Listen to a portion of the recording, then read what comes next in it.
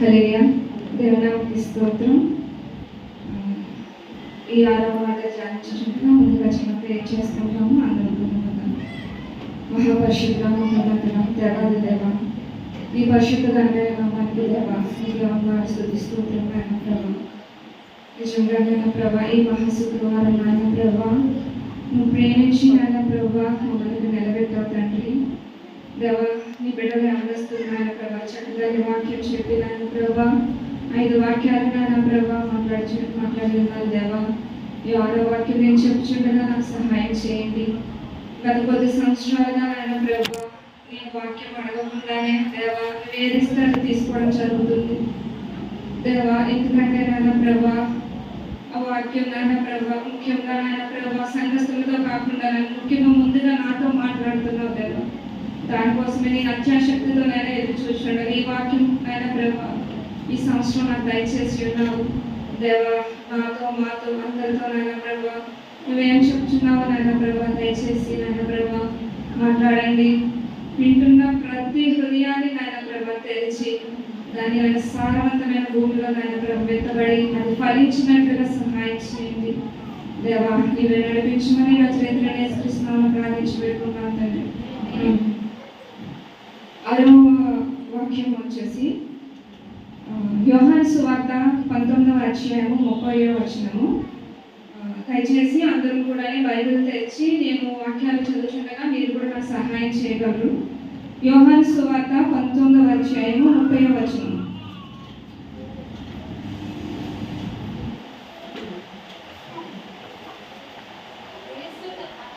యేసు ఆ చెరుకు పుచ్చుకొని సమాప్తమైనదని చెప్పి తల వంచి ఆత్మను అప్పగించిన దేవునికి స్తోత్రం.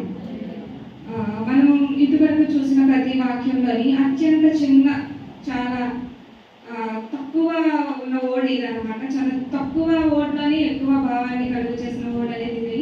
ఇంగ్లీష్లో మనం దీన్ని గమనించినట్లయితే ఇట్ ఈస్ ఫినిష్డ్. ఇది కూడా చాలా చిన్న సెంటెన్స్ అన్నమాట, ఫినిష్.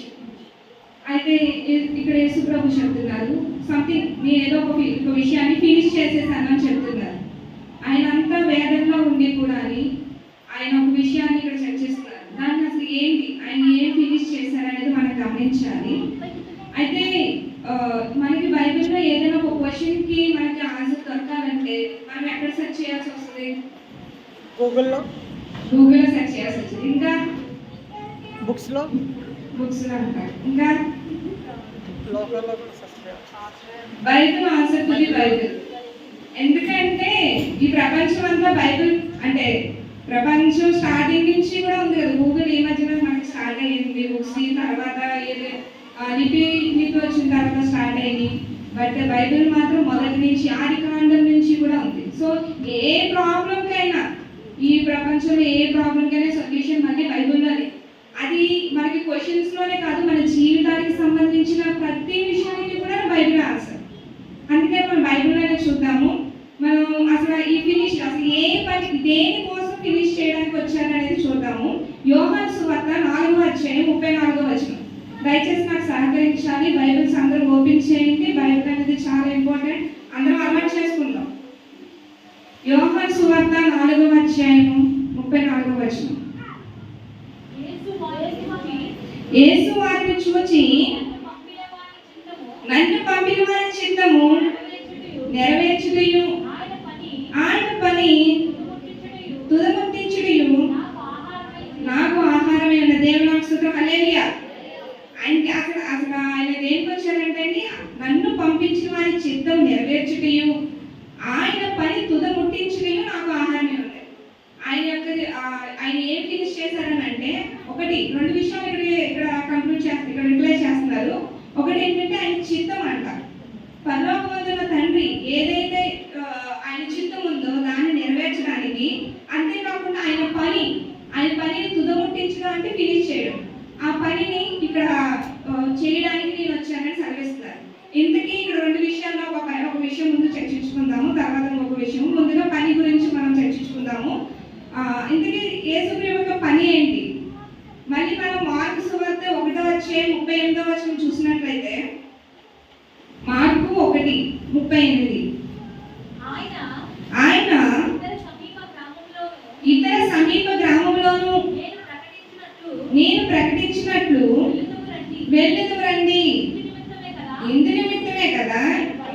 నేను బయలుదేరి వచ్చిందని వారితో చెప్పింది. దేవుని నామమునకు స్తోత్రం. హల్లెలూయా. ఆయన దేనికోసం వచ్చారంటే ఆయన బయలుదేరి వచ్చారంట. దేనికోసం వచ్చారు? సమీపంలో ఉన్న గ్రామాలకి ఏం చేస్తున్నారంట? సువార్త ప్రకటించారు. దేవుని నామమునకు స్తోత్రం. యాక్చువల్లీ ఇక్కడ సువార్త అని లేదు, బట్ మీ నోటి నుంచి వచ్చింది. అవునండి, సంథింగ్ ఇక్కడ ప్రకటిస్తున్నారు. అదేంటండి? సువార్త. యాక్చువల్లీ నిజమే కదా. ఈ సువార్త అనేది ప్రకటించడం అంత అవసరమా? ఆయన స్టార్టింగ్ పని చెప్పారు. పనిలో ఈ సువార్త అనేది one of the one point. ఎందుకైంది ఈ సువార్త? దానికోసం వచ్చారు. ఎందుకు వచ్చారు? దేవుని చిత్తం. ఓకే, యాక్చువల్లీ సువార్త అంత అవసరమా మనకి? యాక్చువల్లీ యేసు ప్రభు ఎప్పుడు పుట్టారండి? ఎప్పుడు పుట్టారు? కొన్ని ఎన్ని వేల సంవత్సరాలు ఏంటది? 2026 సంవత్సరాలు. దేవుని వస్తుంది. 2026 సంవత్సరాల క్రితము జరిగిన ఒక సంభాషణ లేదంటే ఒక విషయము మనకి ఇంతవరకు వచ్చిందంటే కారణం ఏంటి? దేవుని నామమునకు హల్లెలూయా. ఒక సువార్తని ఆయన అలవాటు చేశారు. ఆయనకి ఇచ్చిన పనిలో చాలా ఇంపార్టెంట్ అన్నమాట.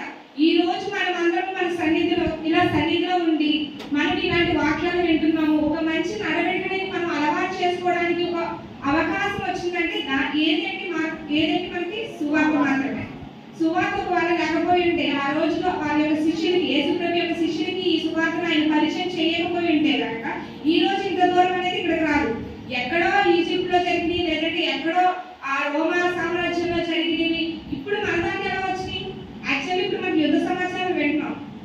ఇప్పుడు అంటే మనకు ప్రచారాలు ఉన్నాయి, మీడియాస్ ఉన్నాయి. సో మనకి చాలా తేలిగ్గా వస్తున్నాయి. కానీ ఒకవేళ కనుక ఈ యుద్ధ సమాచారాలు మనకి ఎలా అప్పట్లో ఉండేటప్పుడు తెలిసేవా? కనీసం ఎవరైనా ఇక్కడికి వస్తేనే మనకు తెలుస్తాయి, అంతే కదా. బట్ దేవుని యొక్క ఎంత అంటే అప్పట్లో అంటే 2000 నుంచి కూడా ప్రతి మనిషి, ఆయన వచ్చినప్పటి నుంచి ప్రతి మనిషి కూడా రక్షణ పొందుకోవాలని ఆయన ఉద్దేశం. అందుకే అప్పటి నుంచి కూడా ఆయన సువార్త స్టార్ట్ చేశారు.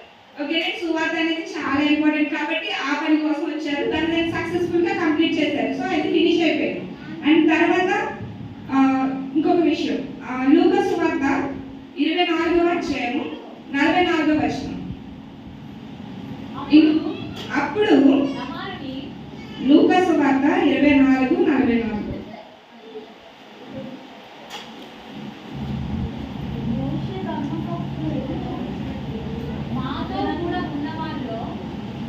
సారీ లూకా 24:44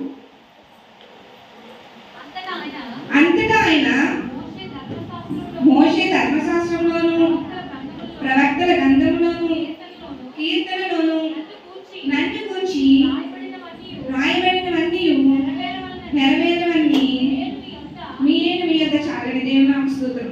ఇక్కడ క్లుప్తంగా మనం అర్థం చేసుకున్నట్లయితే ఇక్కడ ఏంటంటే మోషే ధర్మశాస్త్రంలో ఉన్న ప్రవక్తలు చెప్పిన ఎటువంటి ప్రవచనాలు అయితే ఉన్నాయో వాటిని నెరవేర్చడానికి వచ్చారు. ఆల్రెడీ మనకి యవనస్తులు చాలాసార్లు చెప్పారు ప్రవక్తలు నెరవేర్పు. యాక్చువల్లీ ముందు దప్పికొని ఉన్నాను అనేది యాక్చువల్లీ ఆయన యొక్క శారీరకమైన దాహం కాదు, అది వాక్యంలో ఉంటుంది. ప్రవక్తల నెరవేర్పు కోసము, ప్రవచనాల నెరవేర్పు కోసం అని చెప్పేసి ఉంది. సో ఎందుకు ప్రవచనాలు నెరవేర్పు చేయాలి? Is it important? అంత అవసరమా? అవసరమేంటి? యాక్చువల్లీ దేవుడు ఏదైనా మనకి చెప్పాడంటే, యాక్చువల్లీ నేను యేసుప్రభు గురించి చెప్పట్లేదు, మనం మొదటి నుంచి మనకి ఏదైతే దేవుడు మనకి చెప్పారో అది ప్రతిదీ ఆయన యొక్క లిఖితమై ఉంది. ఒకవేళ ఆయన చెప్పింది ఆయనే అది నెరవేరలేకపోతే ఆయనకి ఆ మాటకి అర్థమేముంది? యాక్చువల్లీ ఒక్క మాటతో సృష్టిని సృజించిన దేవుడికి ఆ మాటకి ఎంత వాల్యూ ఉంది? సో ప్రతిదీ ఆయన ఏదైతే ఇచ్చాడో అది నెరవేరిస్తేనే ఆయనకి వాల్యూ ఉంటుంది, అంతే కదా. ఒకవేళ కనుక ఆ మాటకి అంటే ఇక్కడ డైరెక్ట్ గా ఈ ప్రవచనాలు నెరవేర్పు లేకపోవడం బలియాగం జరిగిపోవచ్చు. కానీ అలా జరిగితే కనుక ప్రవచనాలు నెరవేరకపోతే కనుక ఆయన చెప్పిన దానికి అర్థం లేదు కదా. సో దేవునికి వాల్యూ లేకుండా అయిపోతుంది. ఎందుకంటే బైబిల్లోనే ఒక చోట ఉంటుంది, నేను చెప్పిన దాంట్లో ఒక పొల్లైనా పోదని చెప్పేసాను. మీరు బైబిల్ గ్రంథం చదివినట్లయితే కనుక ఒక పొల్లు అంటే ఏంటండి? అక్షరం కూడా కాదు, అక్షరానికి ఒత్తులు ఉంటాయి కదా. సో ఆ ఒత్తు కూడా పోదని చెప్పేసి ఉంటుంది. సో దానికోసం కూడా అందుకే చెప్పారు దాకా కూడా అనేకమైన పాస్టర్స్ కానీ ప్రవక్తలు కానీ చెప్పేది ఏంటంటే కనుక ప్రవచనాల నెరవేర్పు కూడా వచ్చారని చెప్పి. సో దాన్ని కూడా చివరి వరకు ఎక్కడంటే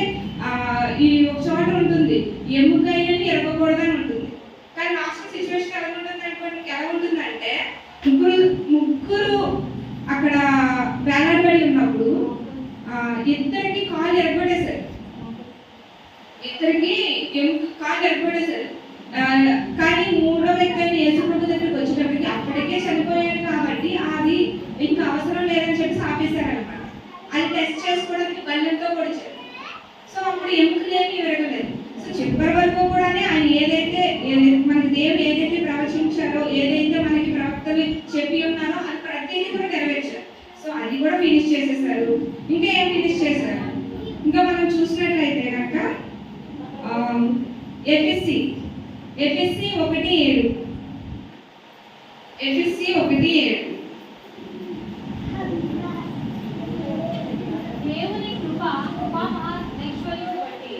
దేవుని కృపా మహాదైశ్వర్యమును బట్టి ఆ ప్రియయందు ఆయన రక్తము వలన మనకు విమోచనము అనగా మన అపరాధములకు క్షమాపణ కలిగి ఉన్న దేవుని స్తోత్రం. ఈ వాక్యం ద్వారా మీకు ఏమర్థమైందండి? మన అపరాధములకు క్షమాపణ, దేవుని స్తోత్రం. అపరాధం అంటే ఏంటండి? చేసిన తప్పులు, పాపాలు, అంతే కదా. చాలా ఇంపార్టెంట్ అనమాట. ఇది మన పర్సనల్గా మనకి మొత్తం ప్రపంచం అంతా పాపంతో నిండిపోయి ఉంది. ఈ ప్రపంచంలో ఉన్న పాపాన్ని అంతటినీ కూడా ఎవరు మాఫీ చేయగలరండి? ఒక పరిశుద్ధుడు మాత్రమే మాఫీ చేయగలరు. సో ఆ మాఫీ చేయడానికి వాళ్ళ యొక్క అంటే క్షమాపణ ఇవ్వడానికి, వాళ్ళు చేసిన అన్నిటికీ కూడా క్షమాపణ ఇవ్వడానికి ఇప్పుడు ఏం జరిగిందంటే ఆయన పర్యాప్తం అయిపోయారు. ఇక్కడ ఒక చోట మనం గమనించినట్లయితే యెషయా గ్రంథం 53వ అధ్యాయంలో ఒక మంచి వాక్యం ఉంటుంది అనమాట. ఆయన ప్రతిదీ ఇంకా లేఖనం నెరవేర్పే కాకుండా ఇంకా అపరాధ భయార్థం బలిగా ఇక్కడ మరణించారని కానీ ప్రతి విషయం కూడా అక్కడ డిక్లేర్ చేస్తుంటారు. యెషయా గ్రంథం 53 వచనం చూస్తుంటే అనేకమైన ప్రవచనాలు ఉంటాయి. ప్రతి ప్రవచనం కూడా మనకి ఎండింగ్ లో క్లియర్ అయిపోయింది అనమాట. 53 అధ్యాయం 10వ వచనం చదవండి. అతను నలగొట్టుటకు యెహోవాకు ఇష్టమాయెను, ఆయన అతనికి వ్యాధి కలుగచేయును, అతడు తను తానే అపరాధ పరిహారార్థ బలిగా అతని సంతానం చూసి. దేవుని స్తోత్రం. చాలండి. ఇక్కడ ఏమైందంటే అతనికి తను తానే అపరాధ పరిహారార్థ బలిగా అంటే అతను పరిహారం చెల్లించాడు. ఒకవేళ చెల్లించేశాడు. యాక్చువల్లీ అంతకుముందు వరకు కూడా మనకి పాపాలు చెల్లింపబడాలంటే కనుక ఏదైనా ఒక బలియాగం జరగాలి. ఆ బలిలో ఏంటండి తెలుసా? ఎవరికైనా? దేవుని స్తోత్రం. గొర్రెలు, ఆవులు, మంచి శ్రేష్టమైన జంతువుల్ని అప్పుడు బలి ఇచ్చేవాళ్ళు. బట్ అప్పుడు అలా కాకుండా ఏం చేశారంటే డైరెక్ట్ గా ఆయనే పరిశుద్ధమైన అపరాధం లేనటువంటి ఒక పరిహారం చెల్లింపబడాలి.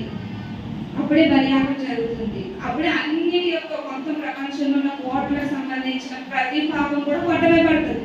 దేవుని ఒకే ఒక నిబంధన ద్వారా మొత్తం అందరికీ కూడా ఇక్కడ విడుదల దయచేయబడింది. హల్లెలూయా. దేవుని స్తోత్రం. ఇక్కడ ఇంకొక మాట మనం చూసినట్లయితే ఇక్కడ దేవుడు ఏదైతే పని కోసం అయితే వచ్చారో ఆ పని అయితే కనుక చక్కగా నెరవేర్చారు. ఏమేమి నెరవేర్చారు? సువార్త చేయడం జరిగింది, ధర్మశాస్త్ర లేఖనాలు నెరవేర్పు జరిగింది, పాప క్షమాపణ చేయడం కూడా జరిగింది. అయితే ఇప్పుడు యేసుప్రభు దేవుడు పలికిన మాటలో ఇంకోటి ఏంటంటే ఆయన చిత్తము, ఆయన పని కదా. ఇప్పుడు చిత్తం గురించి చూసినట్లయితే ఇంతకీ దేవుని యొక్క చిత్తం ఏంటంటే యోహాను సువార్త 54వ అధ్యాయం 10వ వచనం చదువుకున్నాము. యోహాను సువార్త 54వ అధ్యాయం 10వ వచనం.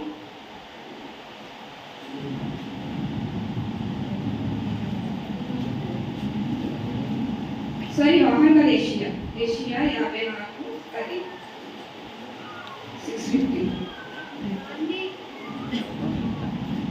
అతను నలగొట్టుటకు యెహోవాకు ఇష్టమాయెను, ఆయన అతనికి వ్యాధి కలుగచేయును. దేవుని స్తోత్రం. ఎందుకు యెహోవాకి ఇష్టం ఏమైందంట? ఆయనకి వ్యాధి కలుగచేయడానికి ఇష్టమైంది. అతడు తను దాని అపరాధ పరిహార్థంగా అతని సంతానం చూచెను, అతడు దీర్ఘాయుష్మంతుడగును. యెహోవా ఉద్దేశం అతని వల్ల సఫలమగును. దేవుని స్తోత్రం. ఎందుకు యెహోవా ఉద్దేశం ఏంటంటే ఆయన్ని నలగొట్టడం ఆయన ఉద్దేశం అంట. ఇది ఎంత భయంకరంగా ఉందంటే చాలా భయంకరంగా ఉంది.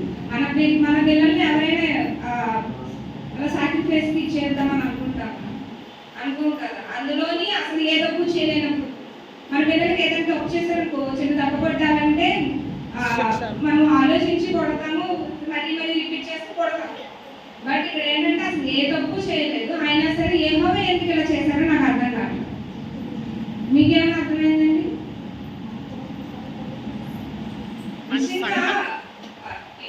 ఎందుకు ఇంత ఇంత ఒక వ్యక్తిని ఇంతలా నలగొట్టేసి ఆల్రెడీ మనం చూసుకున్నాము. ఆ కొరడా దెబ్బలు ఎందుకు, ఆ కిరీటం ఎందుకు, ఆ రక్తస్రావం ఎందుకు, ఆ శిలువ ఎందుకు, అంత భారాన్ని ఎందుకు ఇవ్వాలి, అంత ఆయన ఏ తప్పు చేయమని ఎందుకు మరణించారు, ఎందుకు ఏమో ఇలా తీర్మానించాడు, ఆయన చిత్తం ఎందుకు ఇలా ఇంతమంది పాపాలు చేసినప్పటికీ కూడా ఇదే మార్గం ఎందుకని? నిజమే పాపాలు చేస్తారు, బలియాగం జరుగుతుంది కదా, మనకి గొవ్వలు ఇస్తున్నారు, జంతువులు ఇస్తున్నారు, ఏది చేస్తున్నారు కదా. ఇక్కడ ఏమైపోయిందంటే ధర్మశాస్త్రం మనల్ని ఎప్పుడు పాపాల నుంచి విడుదల చేయలేకపోతుంది. అందుకని కొత్త దాన్ని దేవుడు ఇంక్లూడ్ చేశారనమాట. ధర్మశాస్త్రాన్ని మనం అనుసరించకూడదా అని అంటే అనుసరించవచ్చు, బట్ ఎలా? చాలా మంది అప్పట్లో ఉన్న వాళ్ళు ఏంటంటే పాపం చేయడము, బలియాగం చేయడము, మళ్ళీ ఇంకో పాపం చేయడం. బలియాగం ఇప్పించడానికి ఏంటి? ఒక డబ్బులు ఉంటే చాలు, కొంత అమౌంట్ ఉండడము, లేదంటే ఒక జంతువులు ఉంటే చాలు, వాళ్ళు చేసిన పాపం పడవేయబడు. దొంగతనం చేసేయచ్చు, నరహత్య చేసేయచ్చు, దొంగిలించవచ్చు, వ్యభిచరించవచ్చు, ఇవన్నీ చేసేసి కూడా వాళ్ళు బలియాగం చేస్తే విముక్తులు అయిపోతారని ఓట్స్ ఉన్నాయి కాబట్టి వాళ్ళు ఏం చేస్తారు, అలా చేసేస్తున్నారు. వాళ్ళకి అది ఒక వ్యసనం అయిపోయింది. ఇదేంటంటే ఇప్పుడు ఏంటి, మనం కష్టపడి ఎగ్జామ్ రాసామనుకోండి, కష్టపడి ఎగ్జామ్ రాయకుండా ఫెయిల్ అయిపోయిన పరిస్థితుల్లో డబ్బులు ఇస్తే పాస్ చేసేస్తున్నారు కొంతమంది, డబ్బులు ఇస్తే ఉద్యోగాలు ఇచ్చేస్తున్నారు కొంతమంది.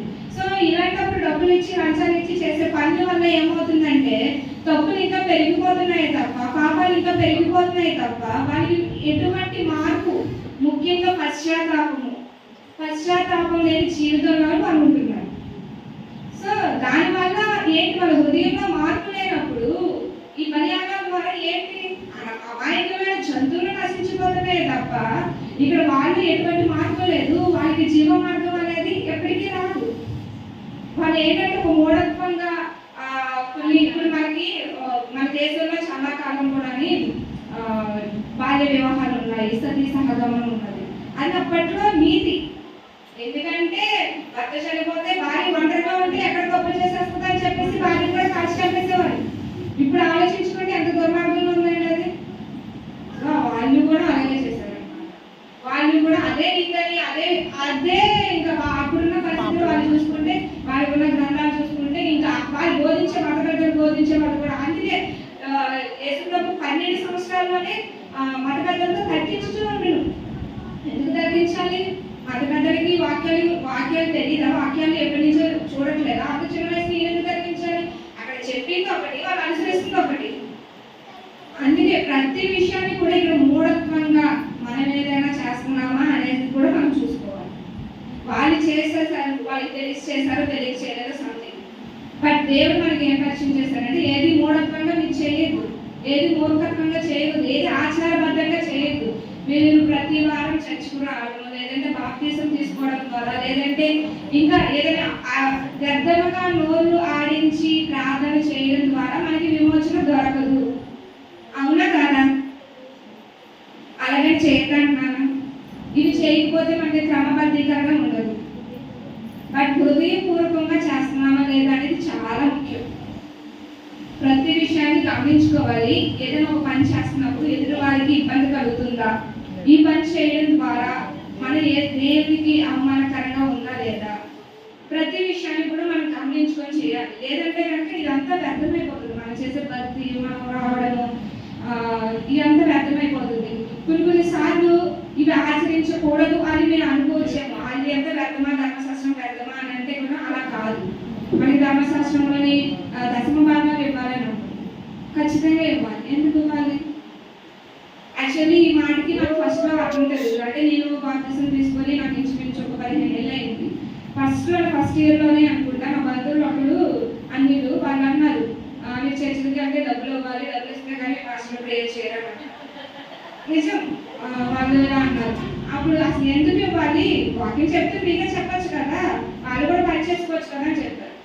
నిజమే కదా, వాళ్ళు కూడా పని చేసుకొని ఏదో వాళ్ళ టైం ఉన్నప్పుడు వాకింగ్ చెప్తే సరిపోతుంది కదా. అలా చేస్తే వాళ్ళు ఫుల్ఫిల్డ్గా చేయరు. ఏ పనైనా కాన్సన్ట్రేటెడ్గా చేయాలని అంటే పూర్తి టైం పూర్తి దాన్ని వెచ్చించాలి.